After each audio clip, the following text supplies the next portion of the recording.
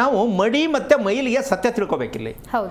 ಸಾವಿನಲ್ಲಿ ಹಿರೀಕರು ಸತ್ತಿರ್ತಕ್ಕಂತಹ ಕುಟುಂಬದಲ್ಲಿ ಸತ್ತಿರ್ತಕ್ಕಂಥವ್ರು ನಿಜವಾದ ಸಾವು ಯಾವುದು ಅಂದರೆ ಸೂತಕದ ಸಾವು ಯಾವುದು ಅಂತ ನಾವು ವ್ಯತ್ಯಾಸ ತಿಳ್ಕೋಬೇಕು.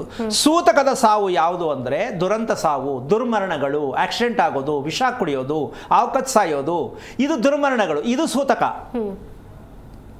ಇಲ್ಲಿ ನಾವು ತಿಳ್ಕೊಬೇಕಾದ ಅತಿ ಮುಖ್ಯವಾದ ವಿಷಯ ಸೂತಕವಾದದ್ದು ದುರ್ಮರಣಗಳು, ಅದು ಸೂತಕನೇ. ಹಾಗಿದ ಮೇಲೆ ಸಾವಿನಲ್ಲಿ ಮಡಿ ಯಾವುದು, ಇದು ಅತಿ ಮುಖ್ಯವಾಗಿ ಹಿರಿಯರಿಗೂ ಅರ್ಥ ಆಗಿಲ್ಲ ಅಂತ ಅಂದ್ಕೊಳ್ಳೋಣ, ನಮ್ಮ ಪೂರ್ವಿಕರಿಗೂ ಇದರ ಸತ್ಯ ಅರ್ಥ ಆಗಿಲ್ಲ ಅಂತ ಅಂದ್ಕೊಳ್ಳೋಣ. ಯಾಕೆ ಅಂದರೆ ತುಂಬ ಅಪರೂಪದಲ್ಲಿ ಒಬ್ಬರು ತಿಳ್ಕೊಂಡಿರ್ತಾರೆ, ತುಂಬ ಅಪರೂಪದಲ್ಲಿ ಅವರು ಕೂಡ ಇದಕ್ಕೆ ತುಂಬ ವೇದ ಉಪನಿಷತ್ ಶಾಸ್ತ್ರ ಪ್ರತಿಯೊಂದೂ ಕೂಡ ತಿಳಿದವರು ಕೂಡ ದುರ್ಮರಣವನ್ನು ಹೊಂದಿರತಕ್ಕಂಥದ್ದು ಬೇಕಾದ ಇತಿಹಾಸ ಇದೆ. ಅವರು ಎಲ್ಲವೂ ಗೊತ್ತು, ಧಾರ್ಮಿಕ ವಿಧಿ ಗೊತ್ತು, ಆಧ್ಯಾತ್ಮ ಗೊತ್ತು, ಸರಿ ತಪ್ಪು ಗೊತ್ತು, ಆದರೂ ಕೂಡ ಅವರು ದುರ್ಮರಣದಲ್ಲಿ ಹೋಗಿರ್ತಕ್ಕಂಥ ಇತಿಹಾಸ ಕೂಡ ನಮ್ಮ ದೇಶದಲ್ಲಿ ಇದೆ.